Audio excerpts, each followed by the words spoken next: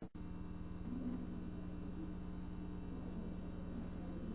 Science, Space, and Technology Committee will come to order. Welcome back. We will now reconvene the markup to consider the unfinished business noticed for markup last Thursday. After reporting H.R. 2413, H.R. 2431, and H.R. 2981, the committee recessed for members to work out differences on the bill H.R. 3625. It is my understanding that we have come to a resolution on that language, and so we will now proceed with the markup of H.R. 3625. Pursuant to notice, I now call up H.R. 3625, introduced by Representative Brooks, providing for termination liability costs for certain national aeronautics and space administration projects. The clerk will report the bill. H.R. 3625, to provide for termination liability costs for certain national aeronautics. Without objection, the bill will be considered as read, and the gentleman from Alabama, Mr. Brooks, is recognized for an opening statement on the bill if he wishes to do so.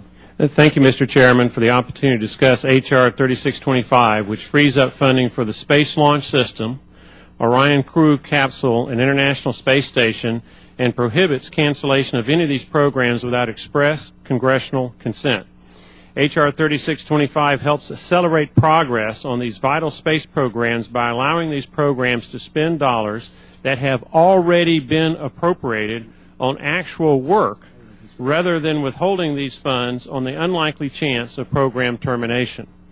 According to NASA, as of October 2013, SLS, Orion, and space station contractors are withholding $507 million in appropriated funding to cover potential termination costs should the federal government cancel these programs without cause.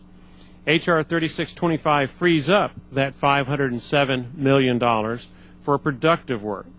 Withholding funds for termination liability has become a recent NASA practice that unfortunately risks driving up project costs by slowing down contract performance. This contract performance delay, in turn, makes it even more likely that a program will ultimately be terminated. I believe it unwise to subject America's Space Launch System, Orion Crew Capsule, and International Space Station to these types of risks. In a time of budget constraints, passing this bill is one way to help ensure that this important NASA work on SLS, Orion, and the International Space Station proceeds as needed. Thank you, Mr. Chairman, and I yield back the balance of my time. Thank you, Mr. Brooks. And I understand Ms. Edwards is going to hold her comments for the manager's amendment. We will go to that now, and I'm going to offer the manager's amendment, and if the clerk will report it. Amendment to H.R. 3625, offered by Mr. Smith of Texas. Without objection, the manager's amendment will be considered as read, and I'll recognize myself to explain the amendment. The manager's amendment before us today is a product of bipartisan agreement. NASA should fund its programs in the most efficient manner possible to ensure the achievement of national priorities. At the suggestion of Ms. Edwards, this amendment adds the James Webb Space Telescope to the list of covered programs. At the suggestion of Mr. Grayson, this amendment also adds a definition for the term primary contract. As a result of negotiations between Mr. Brooks and Ms. Edwards, the amendment also clarifies the intent of Congress as to how NASA should manage these programs. This amendment, as well as the underlying bill, benefited from the additional time that members and staff dedicated to the task over the weekend. For these and other reasons, I support the passage of the bipartisan manager's amendment. Are there other members who wish to be heard? The gentlewoman from Maryland, Ms. Edwards, is recognized. Thank you very much, Mr. Chairman. I want to thank my colleagues, Mr. Brooks, for his graciousness in working with me to come to an agreement on the language of this amendment and to clarify our intent. And I appreciate the Chairman and Ranking Member Johnson for your leadership and for the staff and the members for their patience as we began to work out a bipartisan agreement over this last week.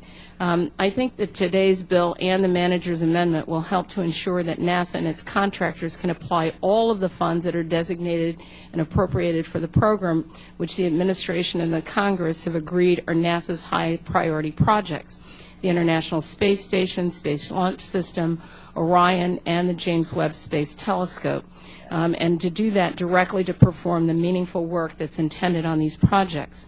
The manager's amendment will include the James Webb Space Telescope as a covered program, since it's a NASA high priority program as well, and it makes clarifying revisions to the bill to avoid potential unintended consequences.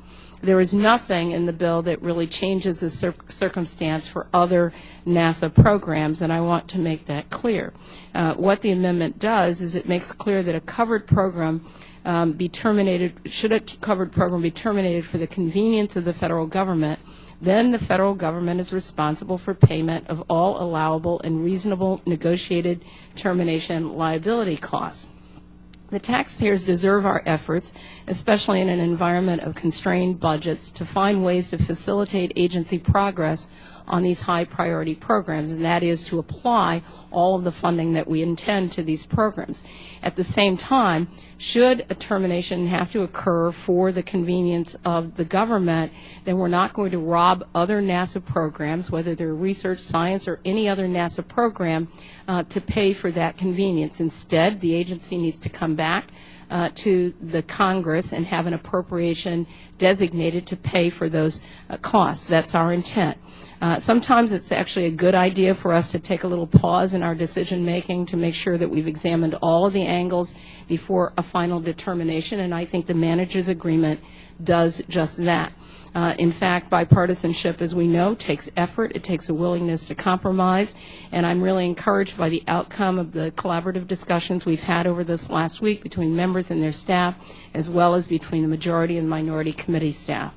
I think this bill and the manager's amendment will aid both NASA and its partners in ensuring the maximum amount of progress in meeting the scheduled milestones of these projects and putting the money that we've designated as a Congress to getting them done. And so I want to thank the chairman and thank Mr. Brooks, and with that I yield back. Thank you, Ms. Edwards, for those comments. And does the gentleman from Alabama wish to be recognized? And Yes, sir, just for a moment. Thank you, Mr. Chairman, for this amendment. I would also like to thank my colleagues on the other side of the aisle, and in particular Representative Donna Edwards and Representative Alan Grayson for their insight that is reflected in this amendment. I think it's very productive for us to add the James Webb Space Telescope to this protective status where it cannot be terminated for convenience of the government without the consent of the United States Congress, and I think that's appropriate given the importance that that program has to America's preeminence in space. With that, Mr. Chairman, I would ask that the members both support the chairman's amendment and the bill on final passage. Thank you, Mr. Brooks. Are there other members who wish to be heard on the manager's amendment? If not, the vote occurs on the manager's amendment. All in favor say aye. Aye. Those opposed say nay. The ayes have it, and the amendment is agreed to. If there are no further amendments and a reporting quorum being present, the question is on the bill H.R. 3625 as amended. Those in favor say aye. Opposed, nay. The ayes have it, and the bill as amended is ordered reported favorably. Without objection, the motion to reconsider is laid on the table, and I move that the bill H.R. 3625 as amended be favorably reported to the House, and the staff be authorized to make any necessary technical and conforming changes. Without objection, so ordered. If there's no further discussion, that completes our business. I thank all the members for their presence today and congratulate them on passing 4 bills in the last week. And that concludes our full committee markup, and we stand adjourned. Thank you, Donna. Gosh, I can't believe we postponed this and you didn't get to the ceremony.